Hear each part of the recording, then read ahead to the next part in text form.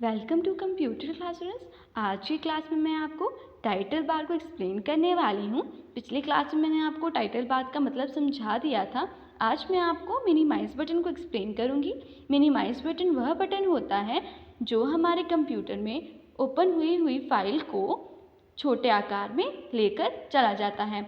For example, अगर आपने कोई भी फाइल, कोई भी डॉक्यूमेंट आपने अपने कंप्यूटर मॉनिटर पर खोला हुआ है और आप उसे छोटे आकार में करना चाहते हो तो आप मिनिमाइज बटन का यूज़ करते हो। मिनिमाइज बटन के यूज़ करने से मतलब मिनिमाइज बटन पर कर्सर को ले जाकर क्लिक करने से आपका वह जो आपकी फ़ाइल होती है वो उससे छोटे आकार में चली जाती है। इसी के अपोजिट है आपके पास मैक्सिमाइज बटन। जब आपने किसी भी फाइल को, किसी भी फोल्डर को मिनिमाइज़ किया हुआ होता है और आप उसे उसके प्रीवियस साइज़ पे मतलब उसके पुराने आकार पर मतलब बड़े आकार में लेना चाहते हो तो आप मिनिमाइज़ बटन पर क्लिक करते हो। जैसे ही आप कर्सर को ले जाकर मैक्सिमाइज़ बटन पर क्लिक करोगे, आपके पास जो डॉक्यूमेंट खुला होगा, जो फाइल खुली होगी, वो अपने आकार से बड़े आकार की हो जाएगी। इसी से तरह है रिस्टोर बटन। रिस्टोर बटन हमारा एक तरह से मिनिमाइज बटन और मैक्सिमाइज बटन की तरह काम करता है। जब हम रिस्टोर बटन पर कर्सर ले जाकर क्लिक करते हैं तो ये हमारे डॉक्यूमेंट को उसके प्रीवियस स्थान पर मतलब उसके पिछले स्थान की तरफ ले जाता है। जिस आकार का आपका वह डॉक्यूमेंट उससे पीछे वाले स्टेप में हुआ होता है, उसी आकार में यह वापस ले जाता है आपका रिस्टोर बटन।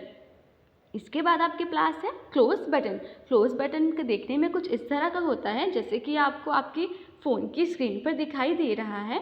यह रेड कलर का होता है और इस पर गुना का निशान मतलब कट्टे का निशान बना हुआ होता है, क्रॉस निशान बना हुआ होता है, जिसे हम क्लोज बटन कहते हैं। इस पर जब हम माउस को मतलब कर्सर को ले जाकर क्लिक करते हैं तो हमारी जो फाइल ओपन हुई होती है, जो हमारी फाइल खुली हुई होती है, वो हमारी फाइल बंद हो जाती है। इसी तरह आपके पास है एड्रेस बार। एड्रेस बार का मतलब आपको सामने से इसके शब्दों से ही पता चल रहा है कि आपके पास एड्रेस होता क्या है। एड्रेस मतलब होता है किसी चीज़ का पता।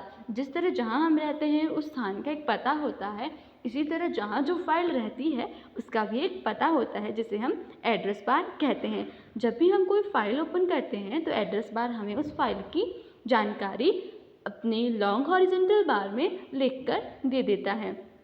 उसके बाद आपके पास है फ्रेम।